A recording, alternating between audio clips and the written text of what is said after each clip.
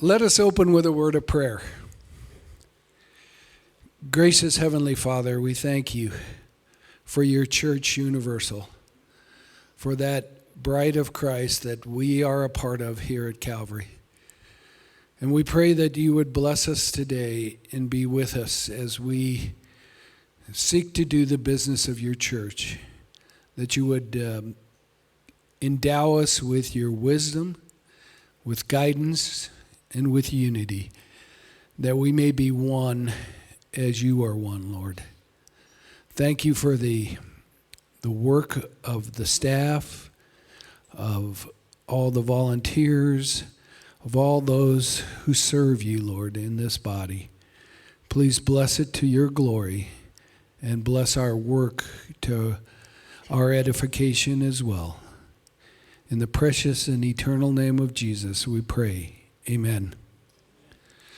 Okay, first up, we're going to read the minutes of our last meeting. But before I do, would like you to know that we do have an opening for a permanent church clerk. We're going to give Tracy some time off.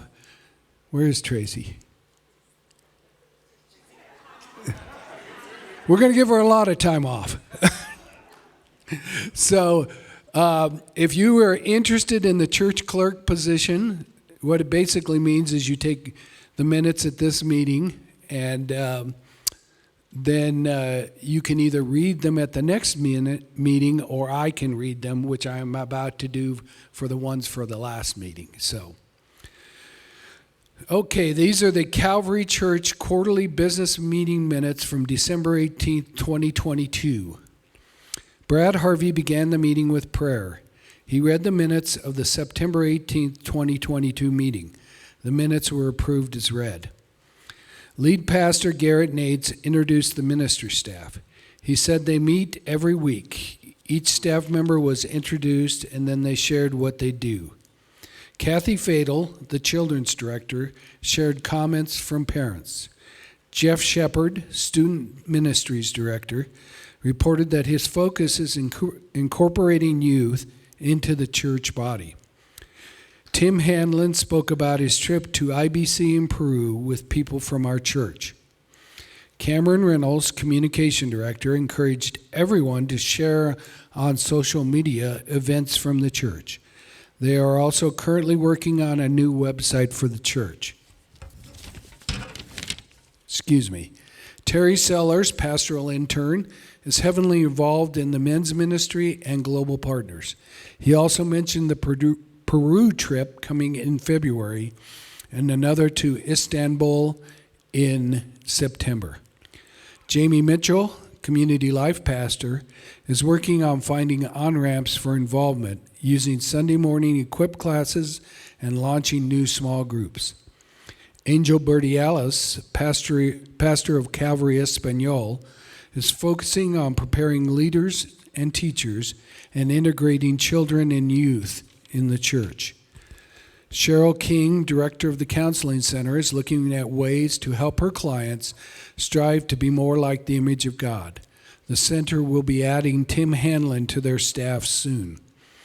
Garrett talked about the new vision and direction for our church in 2023. Starting in January, there will only be one service for the month. His challenge to the congregation is to rally together and pray on January 7th for 24 hours for God's guidance and blessing. There will be a sign-up for that prayer vigil. Brad introduced the new members, George and Jeannie Hignati and David Akudo. The church covenant was said by all members present. Treasurer David Meeker gave the financial report. He mentioned that we are slightly behind in giving. Then he presented the 2023 budget. Input from Garrett, staff members, elders, and volunteers was used to create the budget. There was a time for questions from the congregation. The elders moved to approve the budget. It was voted on by paper ballot and approved. Brad gave a report from the elder board. He said the elders have been in prayer time twice a week for those in the church. They have been working alongside Garrett on the new vision statement. Other topics discussed included using an online option for a church directory, making our new vision statement visible around the church, and wisdom in looking into digital safety and security. The meeting was closed with prayer. Respectfully submitted, Mary Ann Harvey, acting church clerk. Any additions, corrections, or deletions?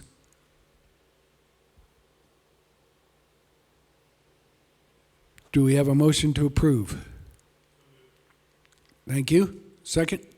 Thank you. All in favor of approving the minutes, say aye. Opposed, say nay. The minutes are approved. All right.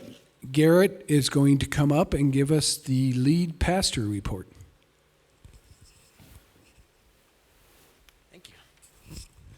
Thank you all for being here on a Sunday afternoon. I know you could be many other places. So thanks for coming back today to have this little meeting together to talk about all kinds of good things that are going on here at the church. And so I'm going to give just a little quick report on some things that are going on.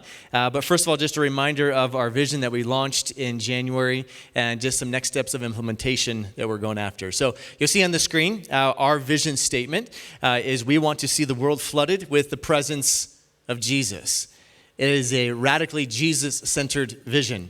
We want to be a church that is all about elevating Christ in everything that we do from up here, from the pulpit, from our children's ministries, youth ministries, adults. It is our desire to do that in our community and to make Jesus known and make him more famous, not ourselves. So it is purposefully focused and centered on Jesus. There are two very specific things that we're aiming for to come out of that. The first aim is for us to reproduce followers of Jesus. That it means two different things. It means, one, that we ourselves who are already following Christ are going deeper in our walk with him, that we're growing as followers, and also then we are pursuing people who don't yet know Christ. And therefore then we are sharing the gospel outside of these walls here, of course inside these walls, but also in our community, in our neighborhoods, and wherever we happen to be finding ourselves where God has put us. And so that is an important part of what we'll be doing. That has implications for our discipleship pathway, which Jamie will be talking about in a little bit. But we'll be writing some curriculum that will be implemented into our small groups. It'll be a sermon series. It'll be something that will be produced in-house and used in multiple different venues throughout the church. So I'm excited about producing that here in the next couple months or so. But so that'll be coming. It'll be called the Resilient Followers of Christ. So that's very simple and straightforward. The second piece up there you see is plant gospel preaching, reproducing churches. And those words are chosen very specifically because we want to produce churches who are preaching the gospel. That is what we want. And also churches who are reproducing themselves. And so we hope in the years to come that we will become a church that is focused on planting churches and doing that in the northern part of Colorado. We have opportunities to potentially do that with some of our global partners around the world as well. But that is a key initiative of coming out of our vision statement of we want to be a church planting church. Now, as we talked about in January, there's a lot of washback on that onto us, right? Because as we set our minds to doing that, it helps us rethink a ton of things. How are we discipling our people? How are we doing? How's our health? So that what we are reproducing is healthy. Everything grows, but there's also some things that are unhealthy that grow as well. We want to make sure that what we are producing and reproducing is healthy. So those are some very specific things coming out of this. A lot of things we don't know at the moment about, especially number 2 and number 1. They both say number 1, don't they? It's number 1 and number 1. So a lot of things we don't know about either one, obviously, but it's a way for us to set our mind and our heart towards what God's calling us to do. And both of them are supposed to be supporting our vision to see the world flooded with the presence of Jesus. And so that's what we're going to be setting our mind to. There are a lot of steps of implementation for this. And it's some nitty-gritty stuff down in the weeds, like deep into the weeds. Because there are things that we have to work on as a church, things that we need to get better at doing, processes that need to be cleaned up, ministries that need to be started, ministries that need to be stopped, all kinds of good things that come out of when we launch into a new vision. And so just so you know how I work, this is something I've talked about with the elders. I work on a 90-day rotating basis of just initiatives, things that need to get done. It helps me stay focused, by the way, because I can be all over the place if I'm not focused. So 90-day focus, and with 4 specific things that are supposed to be coming out of that. One of them Jamie is going to be talking about in a minute. But a key one is our worship pastor search. Obviously, we've been out without a worship pastor or director for a long period of time. I don't know how many years, guys. About 2 or 3 years. Coming up on 3 years now without someone in that position. And it's time. It's time. And just, what happened for me is in the fall, I tried to network on my own. Thankfully, by God's grace, I know a lot of people just from doing ministry for as long as we've done it. But none of my people know people. So that's okay. But normally good people do know good people. And so I tried to network, and it just didn't go anywhere. And that was okay. It's fine. But we moved into a new reality at the beginning of the year, sometime in late January, for our search for a new worship director. So we are engaged with a search firm called Slingshot. They are a very large search firm.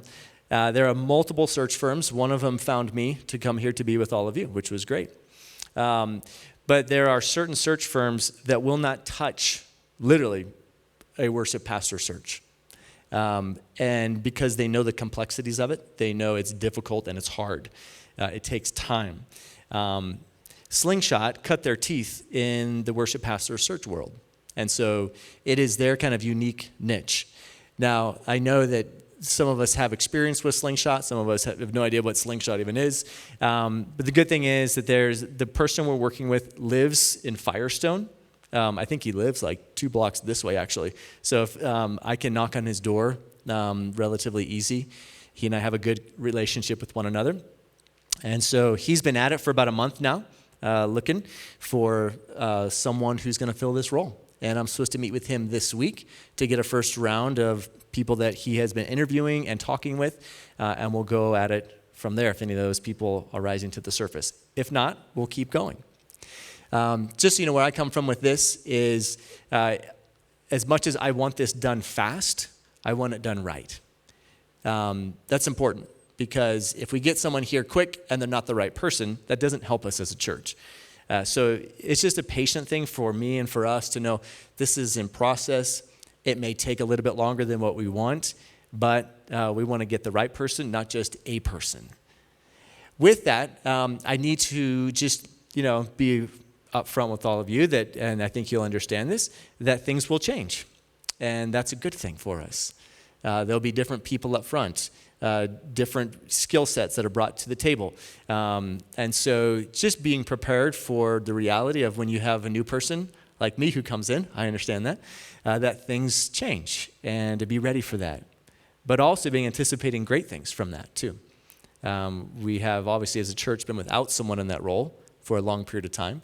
And we want to be able to be ready to embrace what God has for us in the future. So it's really important in that conversation to realize that Jesus is the center of our worship, not our personal preference.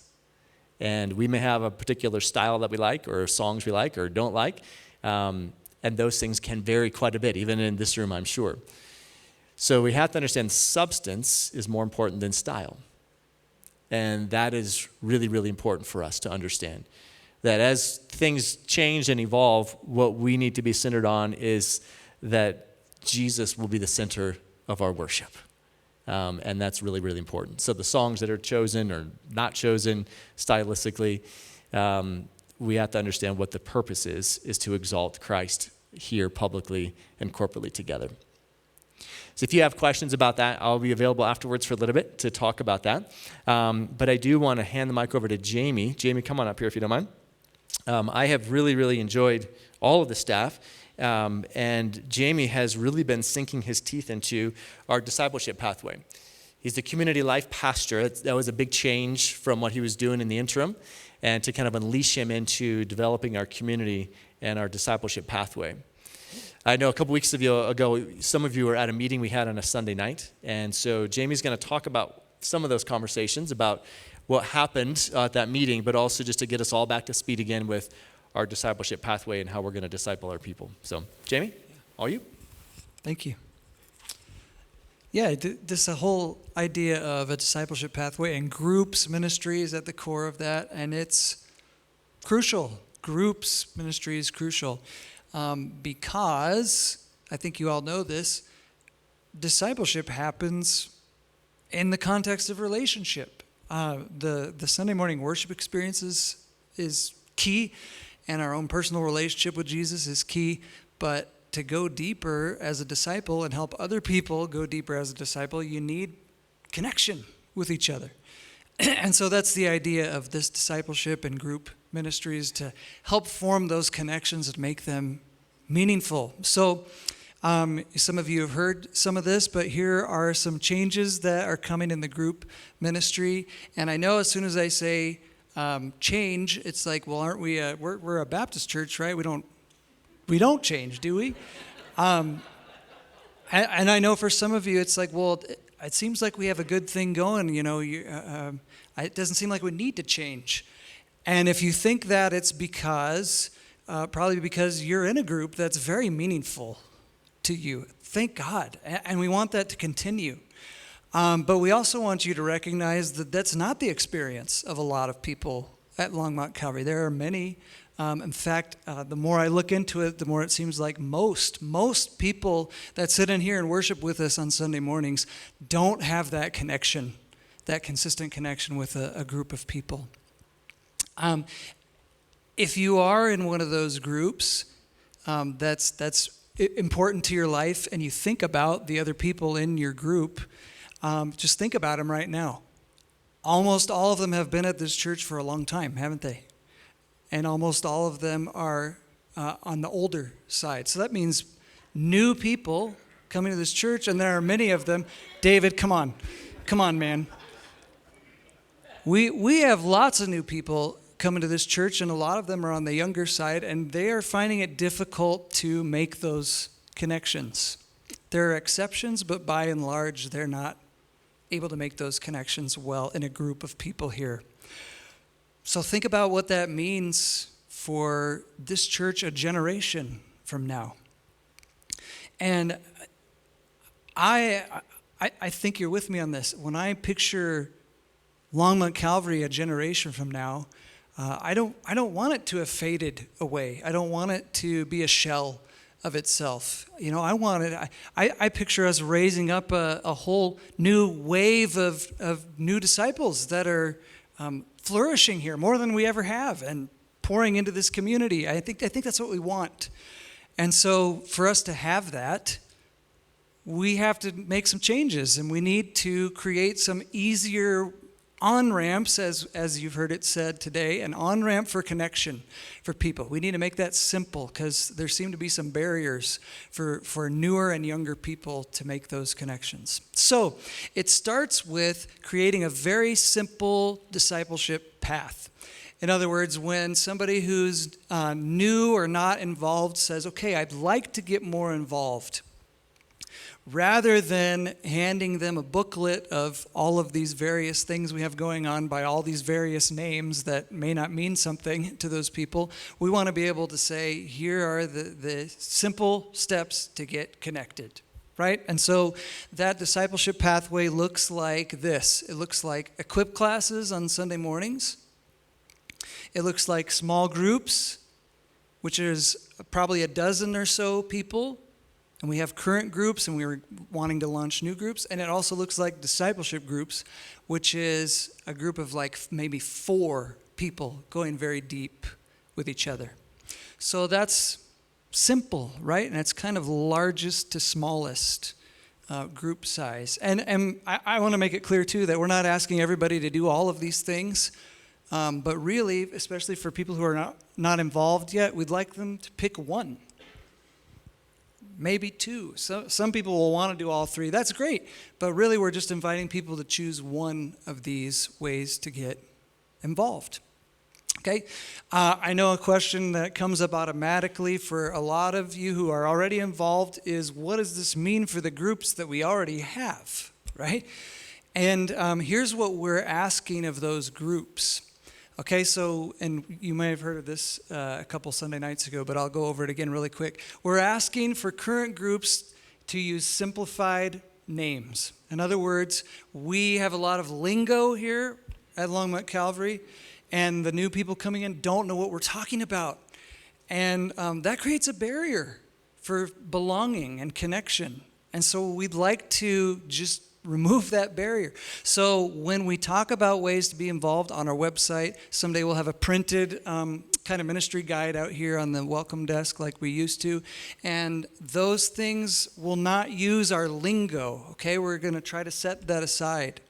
So we've had groups here on Sunday mornings that we've called flocks. People don't know what we mean. And each flock has its individual name, and people don't know what we mean when we say those things. So we're just going to call things groups or discipleship groups or Bible studies so that people know what we're talking about. So simplified names. Another thing that we're asking of our current groups is just to be in connection with us. For years now, as long as I've been at this church, and probably longer, there's been a disconnect between the leadership and the volunteer leaders of groups. I've been a leader of a lot of groups at this church, including back before I was a staff member. And I had really no input or accountability from the leadership of the church, and that's not good. Also, I needed support and direction and just alignment. And so that's a way that we've been lacking as a church. I think we understand that. So part of my job is to be in connection and have continual dialogue with the people in the leadership of these groups, which I love. I love that part of my job. And I already am having great conversations with many of you. So thanks for that. That's another thing that we're asking. And then finally, alignment. Alignment. So as we launch new groups with a certain vision and focus areas, we're asking our current groups, and this is an ongoing conversation and process, how can our current groups adapt and take on some of those same values and some of that same vision? So as I'm talking to group leaders, that's one of the things that we're talking about a lot. So that's some of the implications for groups that we already have going. Now, what about launching some new groups, new things? Lots going on there. So equip classes, we're already offering them. We're in the middle of our second. We offered one at the end of last year about neighboring, and it was awesome. At least to me, I had a ball. I hope everybody else had as much fun as I did, okay? And we're having a class right now on the basics of our faith, and it's well attended. The participation's great. So we're going to continue down that road, and we're going to keep offering these things. And it is really a great way for a new person to sit at a table with somebody else and meet them in a very non-threatening way. So having those and having them right here on the campus on Sunday is a perfect on-ramp. So we have that going already, and that's going to continue. Another thing that's going on is, as we've talked about forming new small groups, there's a bunch of people that have stepped up and said, hey, we'd be interested in hearing more about that and perhaps being part of that. So that group of people interested in that, we are going to do a pilot of a new small group. So we're not only going to prepare to launch new groups, we're going to experience being a group together for a few weeks starting next month. And if any of you are like, oh, I would like to do that, but I guess it's too late because I guess they already formed it. No, please tell me. If this one fills up, we'll do another one. This is something we want to continue to do. So that pilot is going to happen starting next month, and then new groups will come out of that over time. And then the last thing that I'm really excited about, this one too, is that we have already several new discipleship groups. A group of 4 people just digging in deep together, pushing each other toward Christ. So already several of those. I'm in one of those myself, and it has been powerful for me, very powerful. And I'm hearing good things about some of these others that are starting. If you are interested in any of this, please come and talk to me or reach out to me so that we can chat more about it. Okay, so a few of the things going on. And who's next? Terry's next? No? You're next. Terry, come on up then. I'm just kidding. That's good. Thank you. Yeah, I know that Jane will be available for any questions you got about some of the things that are going on, ways to get plugged in and dialed in. So it's great. So I think that, Brad, why don't you come on up? We can work on the next one here. So. Okay. So Garrett has brought a recommendation to us to inform and inspire. And I thought you were going to go first on that. And then we're going to have the motion from the elders. Thanks, but we can sit up here together. It's been interesting to do ministry in this building. And I know many of you have done ministry here for a long time in this building. And just as much as Jamie's talking about discipleship pathway and making it easier on-ramp in, there are some physical things in this building too that actually make it difficult to do ministry in this building. And so if you ever want a tour of that, I'm sure we could give you a tour of what exactly is going on behind the scenes besides just coming in straight from those doors into the building. There's been a lot of things that have gone on through many years here in the building that have been addressed in what I call through duct tape and MacGyver. And some of you have been around for a while, you understand that. And you can only do that for so long until there are really big issues that have to be addressed. And so we need to do that. It's time. It's time. It's time to address some of those really big issues and concerns that we have. And in order to do that, we need information to be able to make wise decisions on that. We also have a piece of property to the north that has been on the docket for a period of time. I'm aware of all those conversations. And so we want to be able to come up with a plan that addresses our whole piece of property. Not just the north, not just the south side, but what is the plan long-term for the whole piece of property that God has blessed us with. And so sometimes we are so close to things that we can't see it. Like if you come into my house, you might notice something that's like a bit on the wall, and I'm like, what's on the wall? Like, because I don't see it anymore. And I could walk into your house and do the same thing. So when we're in our house, sometimes we don't see things clear enough. We need someone from the outside to come in and say, oh, this is good, this is not so good, this is potential, this is where things really need to be addressed. And so we need to do that. We need to call in some experts from the outside to be able to give us a really good analysis of the safety of our building, its serviceability for the long haul, not just for the next year, but can we do ministry here for the next 30 years, the next 50 years? What do we need to do to prepare for that? Because as much as we want people to be here and we want to have a great welcoming front door and house, we want to be here for a long time, whatever our house looks like. So I have brought a proposal to the elders to use a company called True Path Solutions. Do you want me to talk about it? Sure. True Path Solutions specifically does church analysis and expansion projects. So the world of construction is unique, and some of you are in that world. I'm not in that world. I'm in the church world. But doing church construction is a different ballgame because there are dynamics that we deal with, financial dynamics, which is a big deal, of what can we afford and what can't we afford. Vision, where are we going as a church? How does it fit into our direction? And commercial building companies can understand those things at one level, but a company that just purely does church expansion projects and these type of things will have a better informed direction for us. So True Path Solutions is a company that I'm aware of. I know the owner personally. I've worked with him before. He's a great guy. And so they would come in and do this type of analysis for us and come out with what's the plan. Not like, hey, you have to replace the roof or the carpet needs addressing, but what do we need to develop as a master site plan? So I'll leave it to that, and you can fill in any gaps. Yeah, some of us have been around here since this church was brand new, and we have a lot of love for this building and don't want to see it go away. But at the same time, I think when Paul Faribault and you took a walk around, there's a lot of things that need to be fixed. And one of the main things, I think, and we've got members of the FMT here, is the roof. And that's going to cost hundreds of thousands of dollars to fix that. And so the question becomes, is it worth fixing these things and staying here? Oh, I hope we do. But I think we have to be smart too.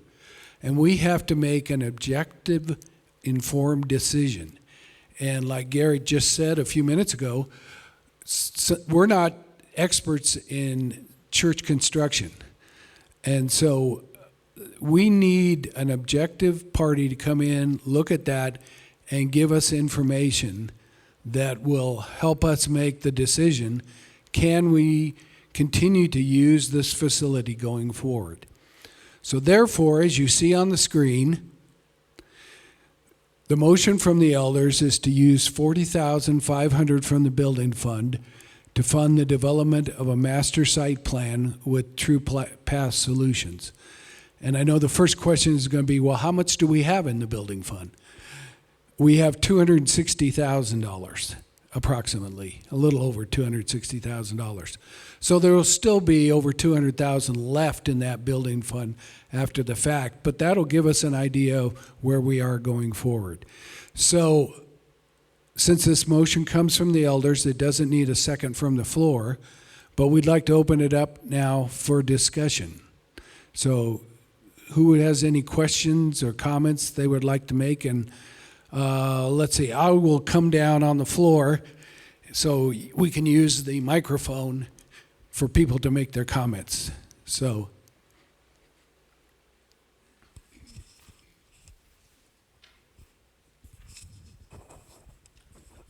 So I was just wondering, like, can you talk a little bit more about what the scope of all of this would be in this report? Like, is it just architecturally? Is it talking about energy use, water? Is it like site plan? Like, what are all the things that would be included?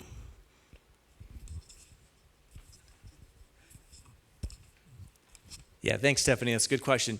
It's pretty full as far as getting up to like a pre-construction process. So anything that need to be developed on a site plan, it's not like detailed architectural drawings, but it is renderings. It is those type of level of like what would if there is changes that we need to take place. That's the deliverable at the end if we choose to go there.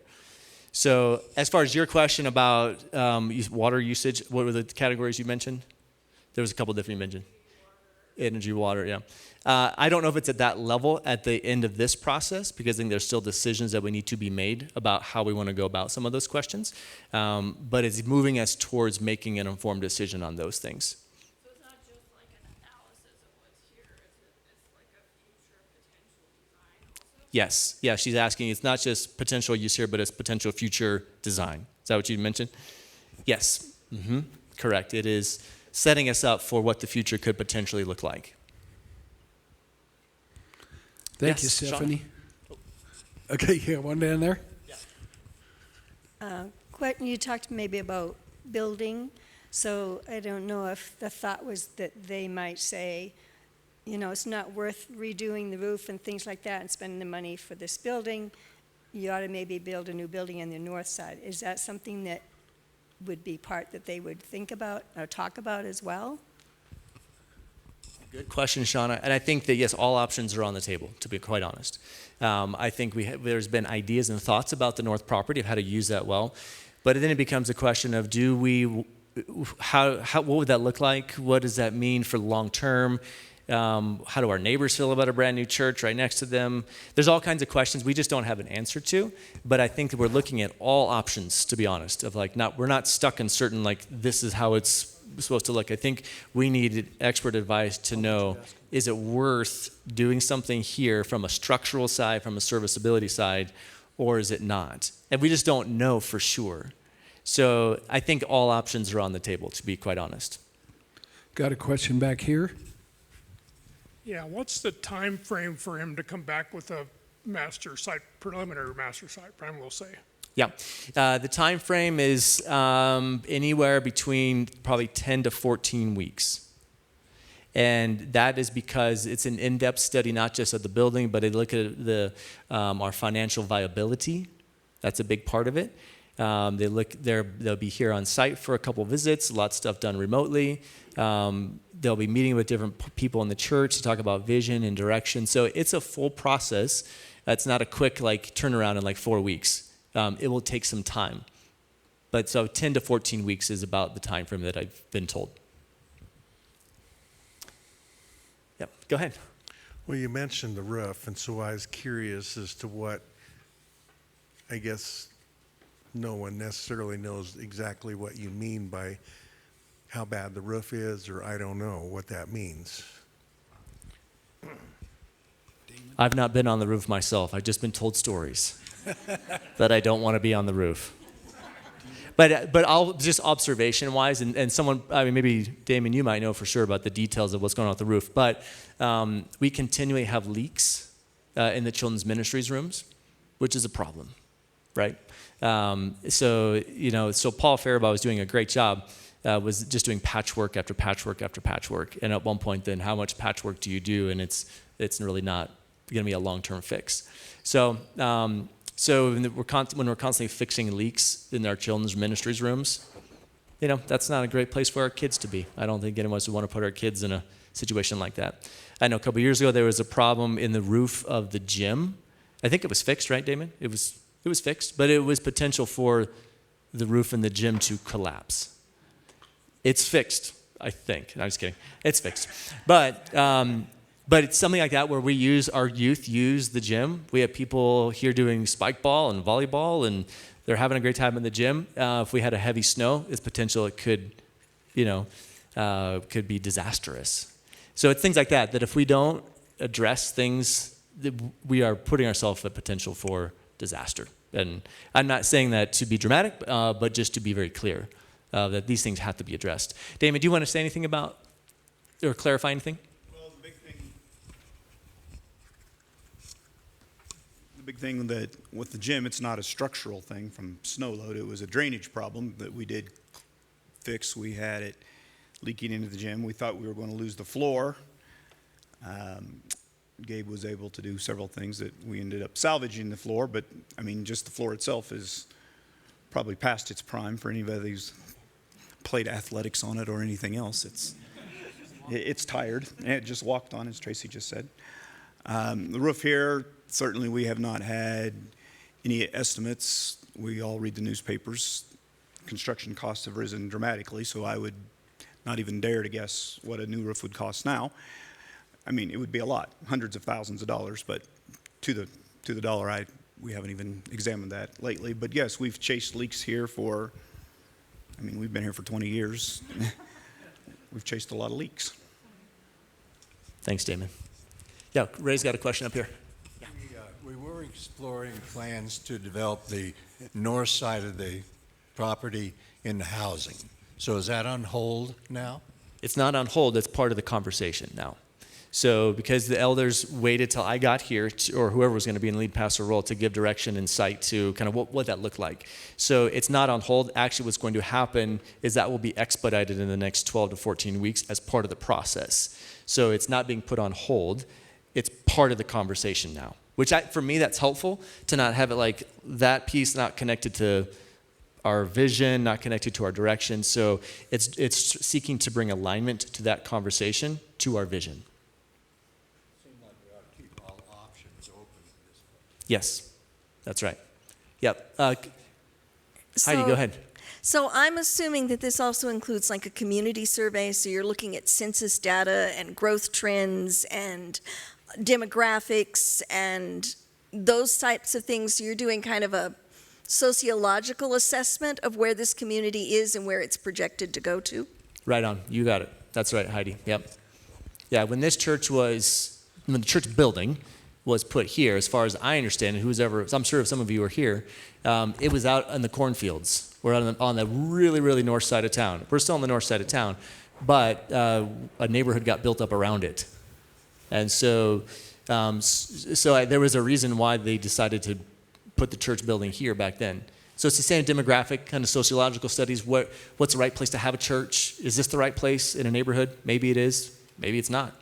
So all those kind of sociological studies, demographic studies, community growth things, that'll all be part of the conversation. Hey, Garrett, love the topic. Last summer, there were a number of meetings here. Maybe it was last summer or the summer before. You got to eat it like an ice cream cone, man. Mary, can you hear me? There you go, Larry. Thank you. Let's start again, Garrett. You and me, brother. Yeah, there you go. Okay, it was either last year or the year before, we had meetings on the north property of options and good thoughts and all that. There were a number of meetings also where we broke up into committee groups here, or at least short groups.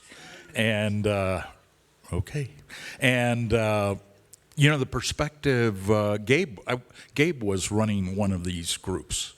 And the question was, do we, from an obsolescence perspective and a long-term maintenance, do we have this stuff budgeted?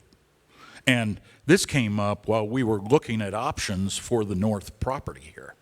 And he basically came out and said, no, we do not have a forward strategy on how we're going to maintain the big things like the roof and, all of that. And I said, well, shouldn't that be integrated into our overall strategy on the north side of strategically what are the objectives for the north side? That kind of, the discussion got really soft after that. So I'm hoping as Ray is pointing at, I hope these are all connected from a big picture perspective. That's right on. Yep, I couldn't agree more. Yep. Mr. Mike Main. When this consulting company comes through with the actions or solutions, whatever the case may be, will the city be contacted and be online with what some of those proposals might be? There's so many times that you get a plan like this and then it goes to the city and the city says, oh, we can't do that. There's no way. We're not going to allow you. We've already had that situation here when we tried to possibly expand this sanctuary, and they said, no, you can't put any more parking on that property. So that's just my question. Is the city going to be on board? Yeah, so the gentleman who works for Two Path Solutions, his name is Bob Gray. He is an owner representative. So what I mean by that is if we go down this path with him in this first stage, we're not going to involve the city quite yet. But what he does is he's our representative to the city, involving civil engineers, involving the right people, and those conversations that need to take place with the city so that whatever plan comes up, there's really good communication and approval steps along the way. I don't know all those steps, but I know they need to take place. And him in that position will help us dramatically be able to make sure that what the plan comes up with, that the city is informed of, has input on in direction, and from all kinds of, from fire, from electricity, from all these things. And so they will represent us in that way to the city. Yes, Stephanie.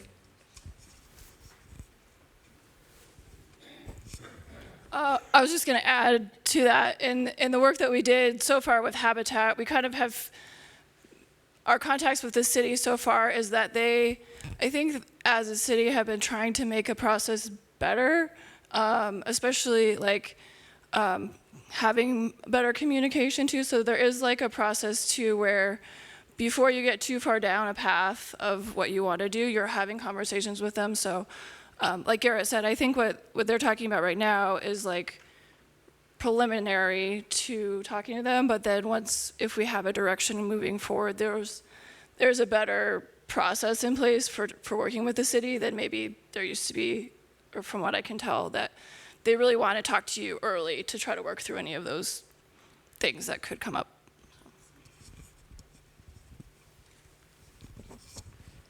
Brad, right here. Based on what I'm hearing, but it hasn't been said, one of the things I think I'm hearing is that there's a possibility that this True Path may come back and say the cost to refurbish this church is far more than it's worth. Therefore, scrape the church, sell the land, buy a different piece of land, and rebuild a church. Is that a possibility? It is definitely a possibility. Is that where we're at right now? No, we haven't made any decisions about that, but it is a possibility based on where we're at as a church, vision-wise, size-wise. Do we need a building this big? We almost got 50,000 square feet. Well, so it's very possible, but those decisions won't be made in a vacuum, meaning it's not just me sitting in my office making those decisions. We as a church make those decisions. But it is a possibility. Yes. Thank you. You are hearing that correct, yes. Yep.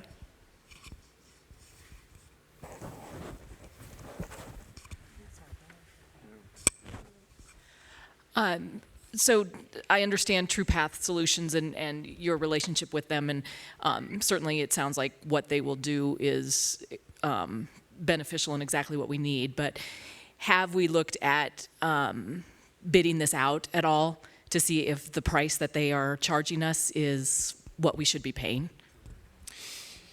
Bidding it out, no, not in specific. I haven't looked at 3 or 4 different bids in this. However, my previous experience with working with a different company in the Midwest with this type of level, and that was only like 2 or 3 years ago, wasn't long ago. This is relatively cheaper than that. It's in the same ballpark. I think that one was over $50,000 to do this piece of it. So it's in the ballpark. I don't know what it looked like for a commercial company to come and bid it out. It's in a different stratosphere. Sometimes it feels like, because of what we're trying to do. I do know they're very sensitive to church budgets, and there's a comfort level for me knowing that they understand exactly what we're dealing with from a church side and aren't going to put us in a position where we can't afford to do any project. But they have their costs that they have to cover as well.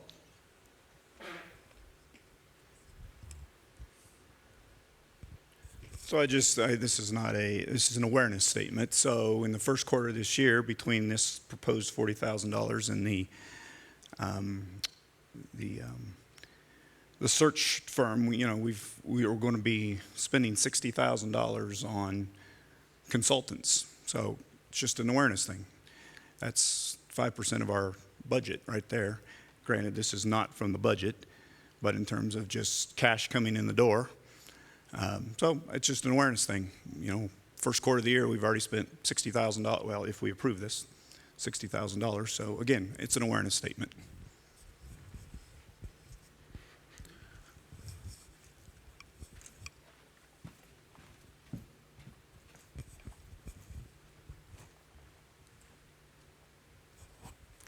Hey, Garrett, could you, it sounds like you got some familiarity with, is it True Path Solutions? Have you worked with them before? What's your past experience with them? And just a little bit more about that. Yeah, the owner of the company is called, his name is Bob Gray, and I've worked with him before in the previous project I did in Ohio. And so I know him personally, know his work ethic, what he brings to the table, his expertise. So yes, I'm very familiar with him and his process. Yeah. Stephanie's got another question.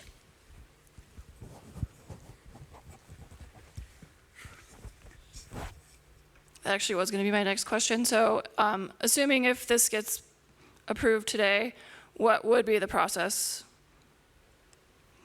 for moving forward? Yeah, in these next 10 to 14 weeks? Yeah. Yeah, so what will happen is that Bob and I don't know if it's one other person or at least one of them, 2 other people will be here on site for a 2 to 3 day intentional workshop in order to meet with leadership, meet with some people in the church to understand our vision, our direction, where we're going. And that will be a 2 to 3 day period of time where they're here on site. That would be literally the next thing that happens, planning that out and then being here on site.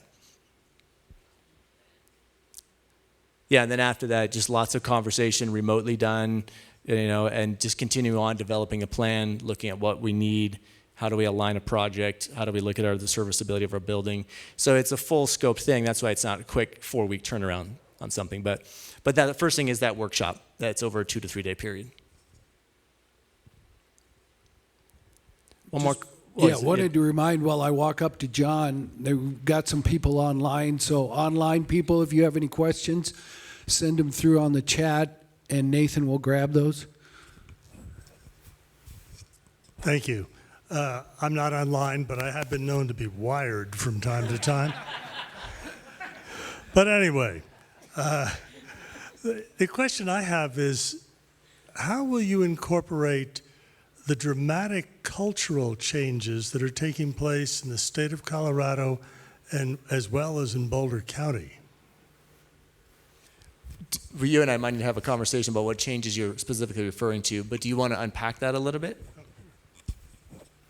Yeah, we're finding that we have very substantial changes in the content and quality of how children are being educated. We're seeing a lot of changes in perspectives and perceptions of Christians. And I'm wondering, when we think about our future and with the kinds of things we might do, will this study take into account any of those changes that are taking place in the state of Colorado right now? Great question, John. Wow. I'm not sure I have a good answer for that, to be honest with you. The only thing I can refer to is maybe what Heidi was asking about before about sociological dynamics, demographics that they'll look into. But I think that there's stuff to explore that related to what's happening in the state of Colorado that I'm personally just not aware of. And so input from other people building that, understanding of what's happening will help inform True Path Solutions and us as we develop that. But I don't think that I could sit here and say I know all that's going on.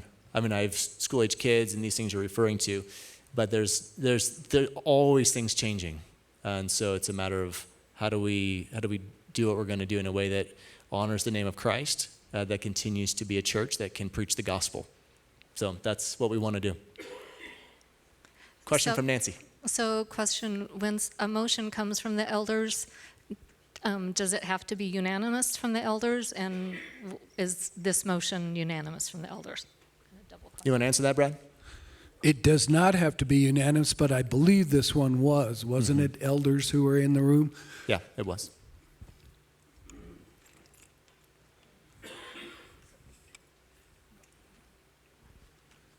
Although I would say if we weren't unanimous, we would definitely take an extra look.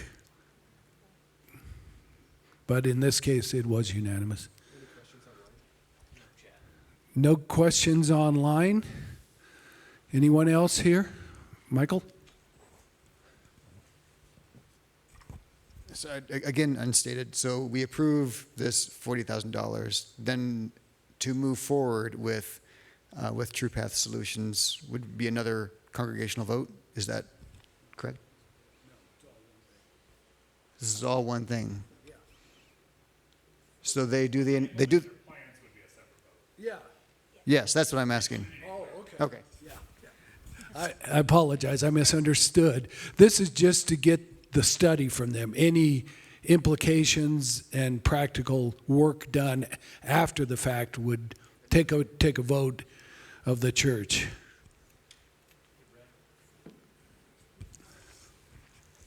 This workshop group, what is the vision for this church before it becomes time to start a real serious plant? In other words, what does the workshop group consider a full church, a comfortable full church? The idea of getting extremely large means possibly tearing a building down versus a very comfortable church of 2 services of 500. I don't know. That's just, what are the parameters that you're going to be working with to give to this group? It's a good question. I think, let me make sure I understand what you're asking, and if I'm not clear on what you're asking, maybe you can clarify. You're asking, in this study, what type of information are we giving to them that would help them to develop a plan? Is that what in our future direction, where we're going? Yeah, I mean, I think that it's pretty clear in my mind that we're not going to be a mega church. I don't think we need to be. I want us to be a church planting church. And so you can do that with a church size of 250. You can do that at a church size of 2,000 plus. And so I don't think that we are, in my mind, trying to grow to be the biggest church in Longmont. We want to be a church that's reproducing followers of Christ and being a church planting church.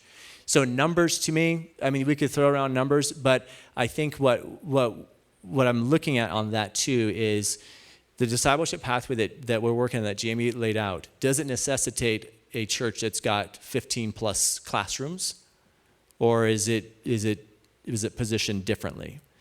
Meaning, do we need that many small little classrooms, or do we need on a Sunday morning, because we're pushing small groups, do we need a different type of setup in the building that would help us fulfill our equip classes? How do we develop a building that way? So numbers to me aren't magical at any stretch, but it's saying this is our direction as a church for our vision, being a church planting church, reproducing ourselves, having a clear discipleship pathway for Sunday mornings, and building a building that's going to help us accomplish that. So that may not be exactly what you're asking, Mike, but does that help a little bit? I wasn't suggesting building a larger church Sure. by any means. It's just, do we have all the information that we need for this workshop group to be able to give a good vision to the planners so we don't put good money after bad? That was my other question with the city, is putting good money after bad, is that go out there with a grandiose plan and find out that, oh, no, you can't do that. So. Garrett, can I just comment from the elders? I want to second your statement that we have never wanted to be a megachurch, that we're comfortable at a size of 1,000, give or take, and that's what we see Calvary. Now, some might have a different vision for Calvary, but I think that's the current thinking of the elders, and elders can nod their heads or shake their heads if they disagree. Yeah, historically, he can bring in the mic. I just had to make a comment. Historically, the church has been around 1,000, as far as I understand, in days gone by. Is that correct? Yeah. Around that? Yeah. So I personally would love for us to get back to that. But we have to be clear that that's not the goal. The goal is reaching people for Christ, not seats and seats, not transfer growth, not because we took people from another church and now they're here. It's we want to see people come to faith in Christ and grow through that, and as the Lord leads, so that we can make a plan. But at the same time, it's the Lord who's got to do it. If you look at the book of Acts, where there was exponential growth happening, right? It's like, what was happening? It was because, and you heard me preach on this when I was my candidating, it was the Lord who was adding to their number day by day those who were what? Being saved, right? It's not just because they went from the other synagogue down the street and came over to this one, so to speak. As much as that's fine in some cases, we want to see people come into faith in Christ and grow that way. One last question, or it doesn't have to be the last one, but it doesn't have to be. This is a question. I know when we added the gym on and added the classrooms on, that there was a real concern about, so often in a church when they expand and they do a building project, there can be a lot of problems because they go deep into debt for that. And so I guess it goes to what Damon said, to be good stewards of the money that the Lord has put into this church through the people of the church.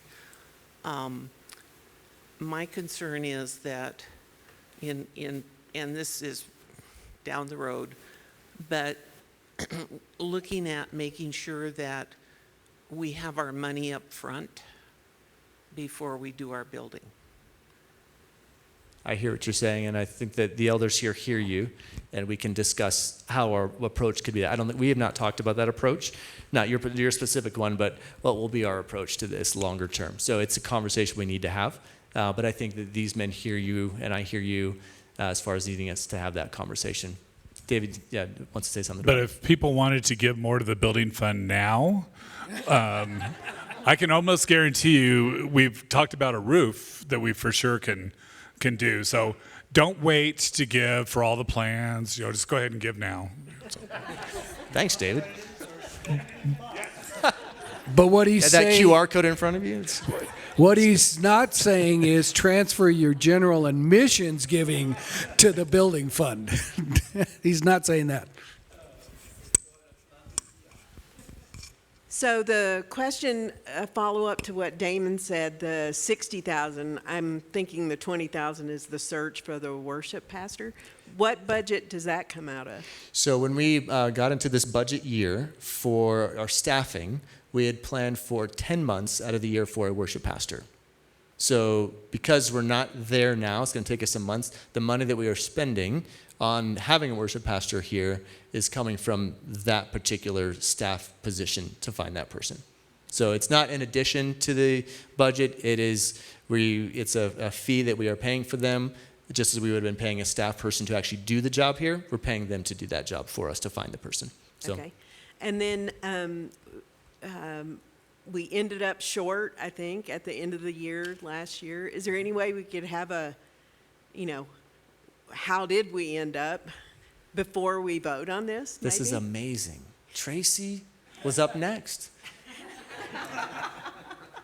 So yes, absolutely. Because this money comes from that particular fund. It comes from a right. From the building fund. It comes from a particular fund, the building fund. It's not coming from the general. Correct. Right. Yep. But it would be helpful maybe to know, ooh, we're way behind, or ooh, we're just a tiny bit behind. Yep, gotcha. Brad, how do you want to handle this? I'll let you make the call. That's fine. Would that be helpful for everyone if Tracy comes and gives her report now? Okay. Tracy, would you be willing to come now? Is this going to end the Q&A? No. Not necessarily. Joyce has a question and I want to ask on her behalf. No, Joyce has to ask herself.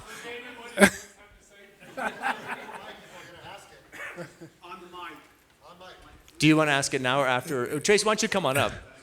Tracy, why don't you come on up and then we'll yeah, I think that's good, David. I'm curious as to know what I was going to ask too. Nice one, Damon. So obviously a worship pastor, as we know, there's just a lot of change coming. Worship pastor being one of them, a change in the area of flocks and that kind of things.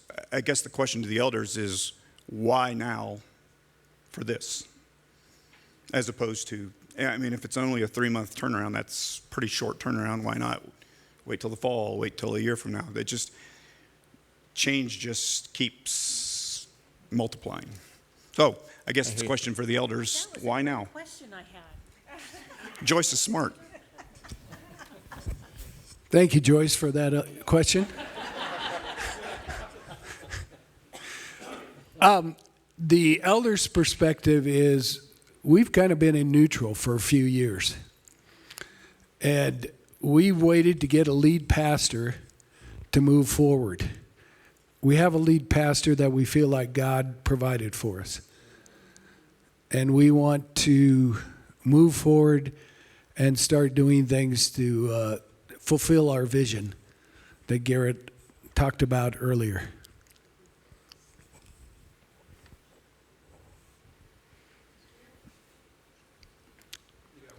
Adam's got a question, and B. Give it to B first. Who's going to be on the workshop team that you're talking about that's going to meet with these people? I imagine it'd be some people from staff. I imagine it'd be some people from the FMT, from the financial ministry team, and a few other people represented from other ministries through the church. Anywhere between, I would say, 5 to 12 people in those intentional workshops. So, so it's not just staff. It's key representative from the church to give input into that as well, which is significant and important. So, yeah. Last question from Adam. And Tracy's ready to go. She's on deck. I guess I'm only allowed one question. So the final report that'll be coming out from them in that 10 to 14 weeks, is that going to be available to the church to review? Is that going to go just to you and the elders? kind of what will be the process after we get that report back? Yeah, it'll be a public deliverable for us to look at. With their study, their analysis, everything, and it could end up being a 20-page document, which is great because it's full, but it also will be accessible to digest and not overwhelming. So, but it should be something that's publicly available at the end of that process. Yeah. So why don't we let Tracy do her report, and then we can pick this back up at that point?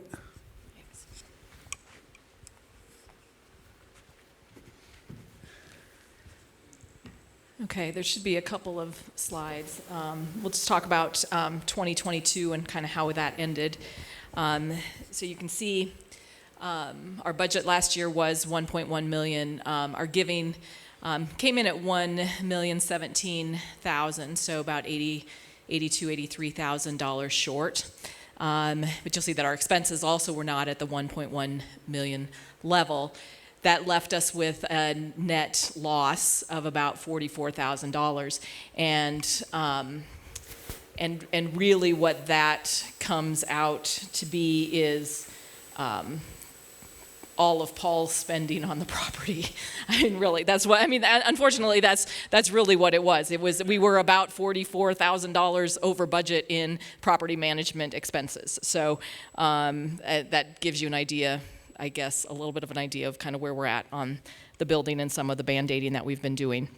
But I did want to highlight a couple of things from 2022. Obviously, the positive is that we got Garrett hired, and that I think is we're going to see here in 2023 is already making a difference.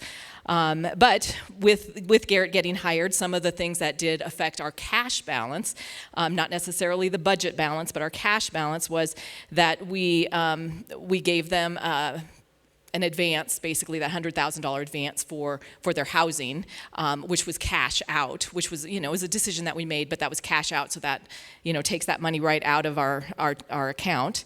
Then the search team was hired. That was a non-budgeted expense from last year. That was the search team for Garrett, which affected our end of year, our kind of our balances at the end of the year, as well as the financial review that's done every year through an outside accounting firm, and it's a pretty big expense. So with and then actually also, the capital asset fund had an original balance at the beginning of last year of about $80,000, and it was down to about $15,000 at the end of the year. It's actually now at zero, but that was an additional $60,000-$70,000 in cash. Again, that's all outside of the budget. So our actual cash that decreased last year was about $250,000. And I'm just saying that just so that you're aware. It's not that we didn't have those funds set aside, and again, it wasn't necessarily out of budget except for about that $44,000 that we were over budget. So then you move to 2023, and we did up our budget to $1.2 million.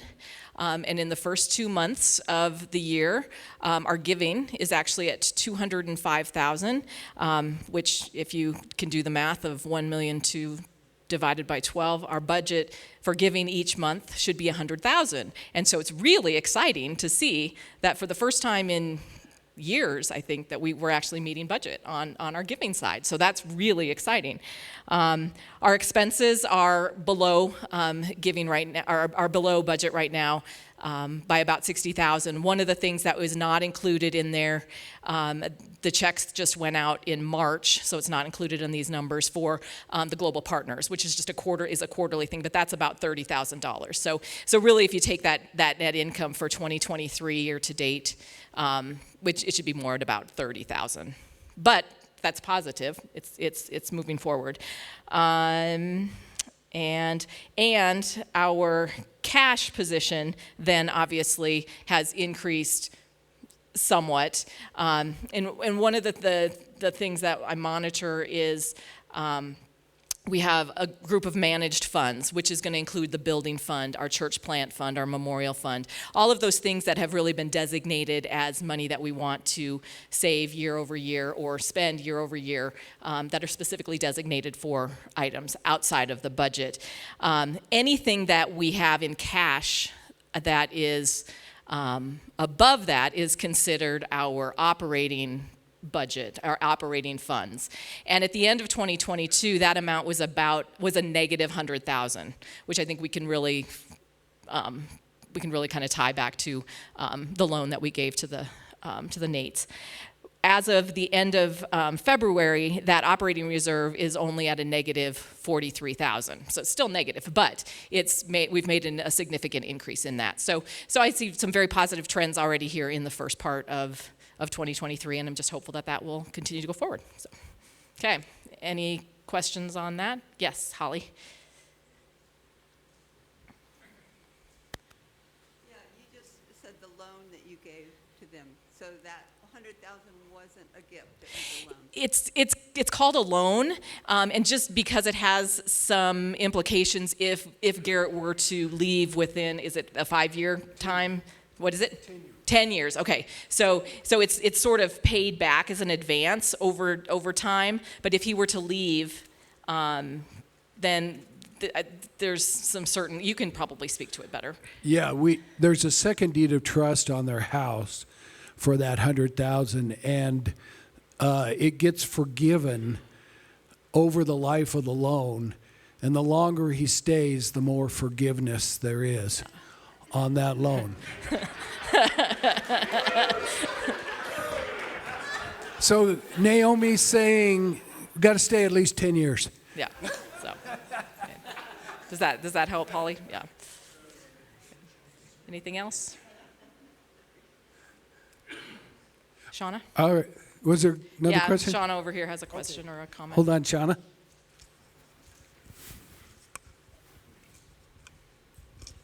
I'm not sure if this is the right time to ask this, but we've been doing the offering baskets again.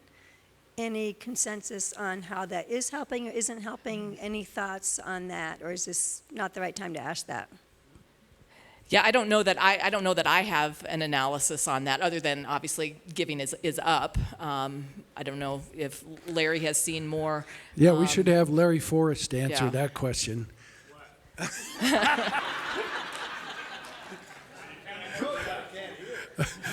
Have the giving baskets being passed had any impact upon offering, or what percentage is done online versus in person? The bad news for me is that the only real funds I see are the ones that I physically count, which is checks and cash. We will see, if we pass the basket, we will see more cash. But it's incidental cash compared to people that have made decisions ahead of time, I hope, and say, this is what I need to give for the church. It's more like, it's almost humorous. You see change, like we're counting 10 censes and 25 censes, and if we don't pass the hat, there's none of that. I mean, we see almost no change. But I think it still is, personally, I think it's a good idea to pass the basket because it at least helps us remember we need to do that. And unfortunately, as humans, we need to be reminded sometimes, I think. So, but I'm glad to see it's going up. It does seem like it's been pretty consistent, pretty solid compared to what it has been. I've only been doing this job for a year, so I don't have a real long look. But I'm encouraged, actually. I think I am encouraged. I'm encouraged with the leadership change. I think Garrett's doing a great job.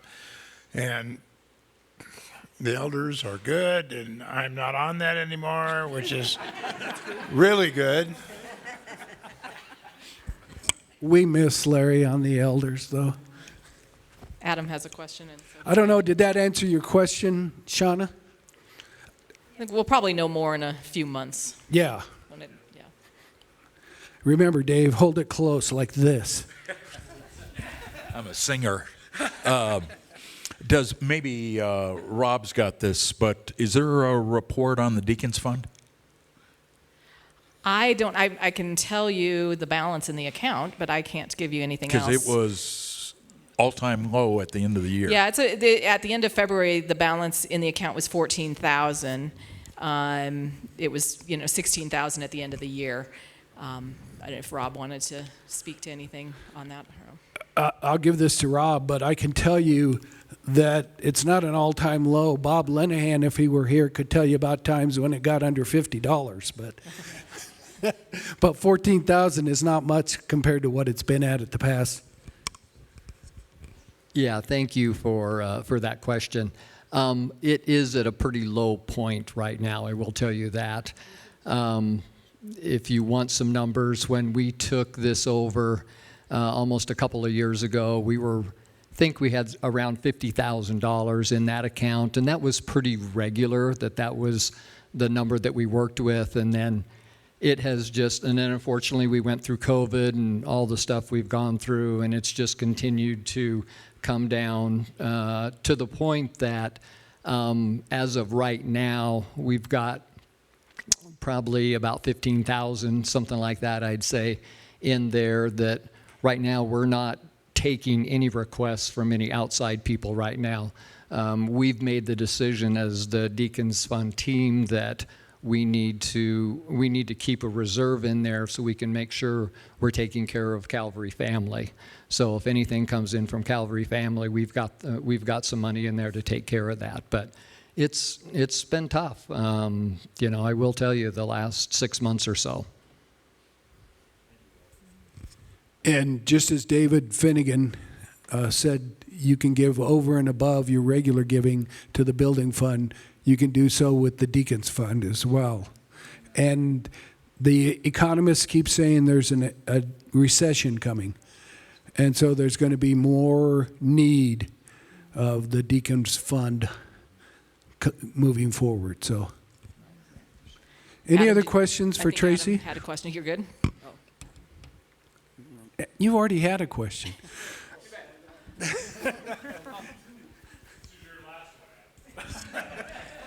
We know how that works.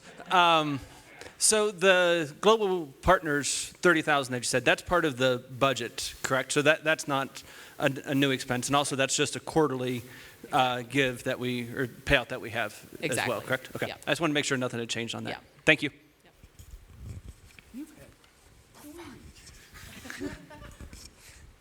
So the $40,000 that we're over budget for building expenses, is there any analysis of what, I know you can't predict the unpredictable, but potentially that could just keep going up and up and up if we do nothing with the building. Is that right? Is there any analysis on that, or?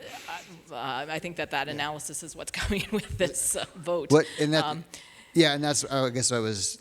Yeah. Is that going to be part of what this company is going to do, or are they more global minded? I wasn't sure. I don't know if it's that. Yeah, Tracy just said, I don't think it's that detailed. It's not detailed as far as what we're actually doing operationally, because some of the costs, like we can't, it's like outside contractors to clean our building, or it's the HVAC that needs to be replaced. So some of it may, because it's mechanical stuff that we keep having to prepare for, disaster because if the heat goes out.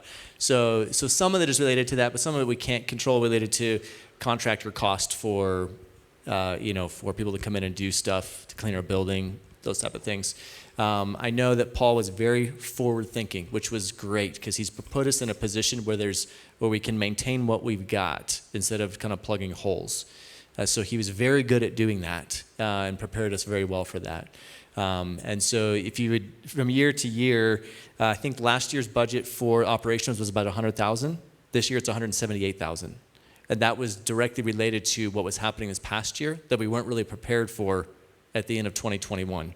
Sorry, that's a circular thing. But when we're preparing for 2022, at the end of 2021, we're not answering good questions related to cost of the building, increase in utilities that we just don't know about. So there was a big increase this year in that. So we shouldn't see that. Even if this study doesn't address that, we shouldn't see that type of overage in our operations this year because we have a better handle on it because of Paul's good work for us.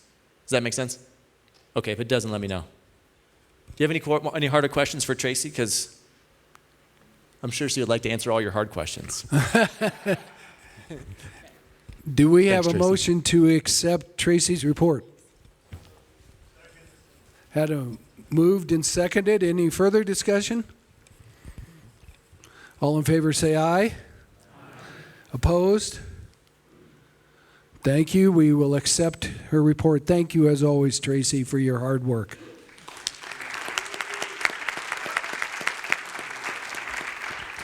All right, so we get back to the motion of $40,500 from the building fund. Are there any other questions or comments?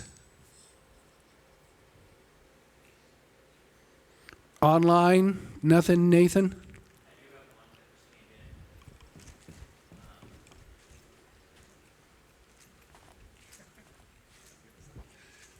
Get my exercise. Question is from Dave Mack online. He asks, with 50,000 in the balance, should we make some in-house discussions on direction before we spend it? I'm not sure what he means about 50,000 in the balance. This is coming out of the building fund, which has 260 some thousand in it right now. So that'll take the building fund down to 220,000. Anybody else able to interpret that question?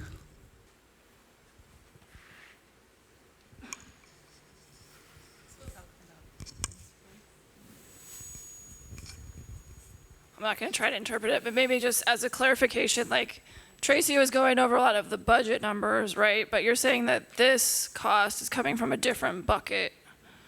So maybe just, I don't know. I'm not the financial person, but I've tried to follow it over the years. Yes, I will clarify. The 40,000 would come out of the building fund, which is one of those managed funds that I was mentioning. I didn't mention specifically, but like Brad said, the balance in there is 262,000 as of the end of February. So that's where that is going to come out of.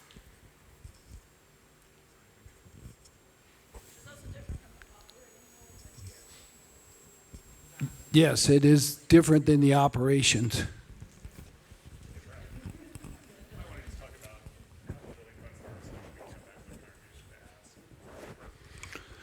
Okay, it's been requested how we that I say a few things about the building fund.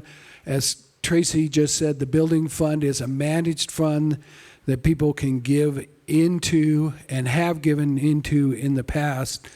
That fund is controlled by the congregation, so no money can be spent out of it without congregational approval.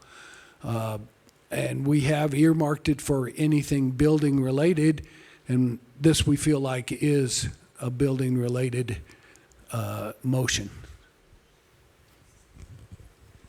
Damon?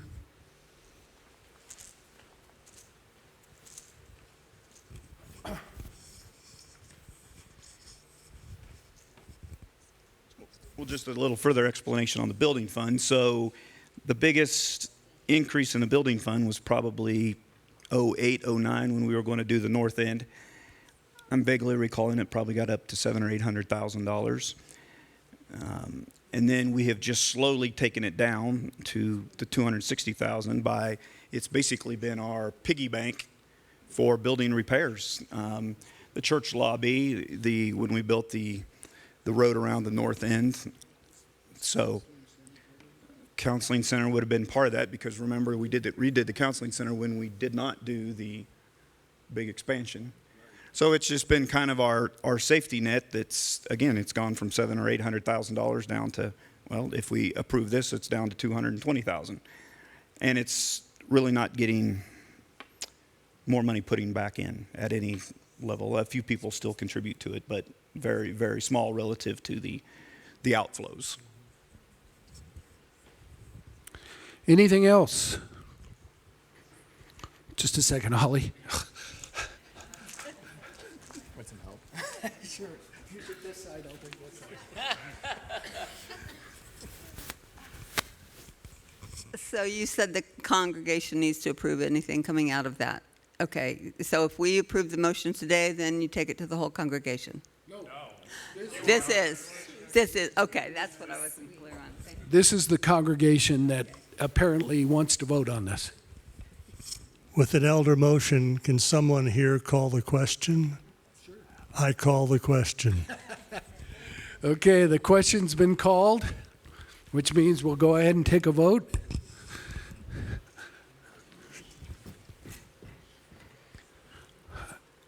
All those in favor of the motion to spend the money, say aye. Aye. Opposed? We have one nay. Nathan, oh, wait a minute. We have 1 to 3 nays. Okay.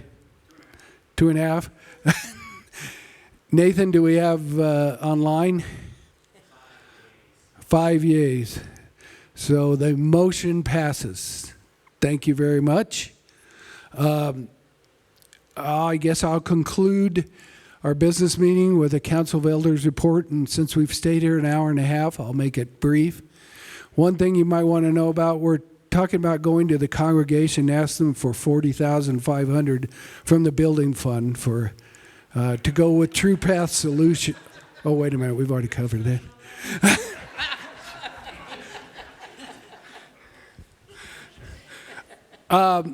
The elders meet monthly in a regular meeting where we look at a number of things, including the finances, but talk about the ministry and talk about the vision of the church moving forward. We have a direct policy which flows from our vision statement, which I think we're going to see more about our vision statement in the months ahead. But we're really excited about the direction that we're going. And to let you all know, we did have a retreat in January where we discussed these things in more depth.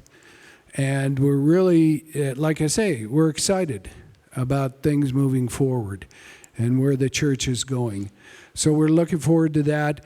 We also, I think we've talked about this before, but we pray every Wednesday and every Sunday morning. Usually it's over a Zoom call, but we pray mostly for the people of the church, for those of you out there. And we would love to get requests. We take a lot off of the prayer sheet, but if you have anything specifically you would like us to pray for, confidentially or not, we'll keep it confidential, but we would be glad to pray for each and every person that would like to pass something along to us. So please do that. All you have to do is you can either talk to an elder, phone an elder, or send it to an email to elders@longmontcalvary.org. I think that's the right email address, and we'll receive it and we'll be in prayer for you. One more thing we have, this coming Saturday, we have what's called a listening out session. We already did a listening in session where we had the entire senior staff, right, came to that, and we talked about the vision going forward and what were their thoughts and ideas moving forward. This week coming Saturday, we're going to have a listening out where we'll have 4 individuals from outside the church. We're going to talk about our vision statement and what their comments on it moving forward.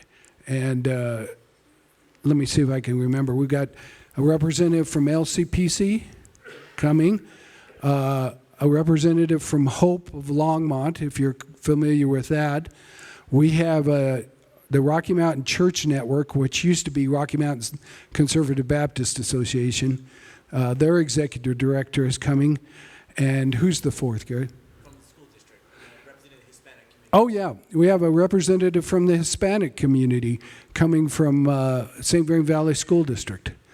So we're very excited to talk about our vision and how they see our vision can interact with the community of Longmont. So please be in prayer for that, for this coming Saturday morning. We'll be doing that. I think that's about it, unless there's any questions anyone has. Your wife has a question. Yes, ma'am.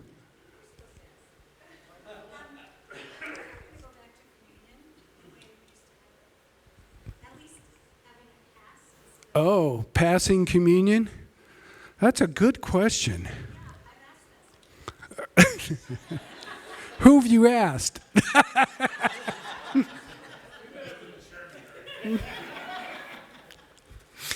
We'll have to discuss that, won't we, Garrett? The staff, I'm sure, will have an answer to that moving forward. So, yeah, communion is important, and we all want to see it taken here. So, we'll talk about that moving forward. Any other easier questions? Yes, Holly.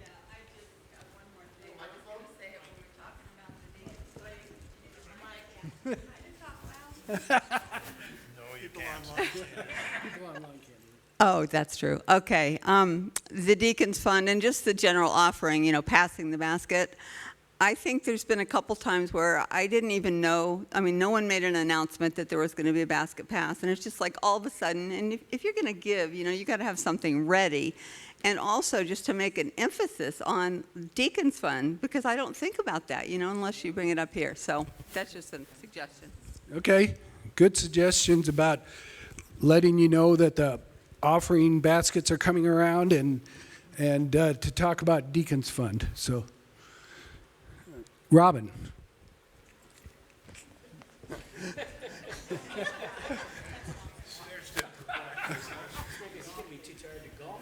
It was just another suggestion that if we're going to walk to the front to get communion, we might want to be aware of people that can't walk to the front, because I've seen that be a problem a couple times.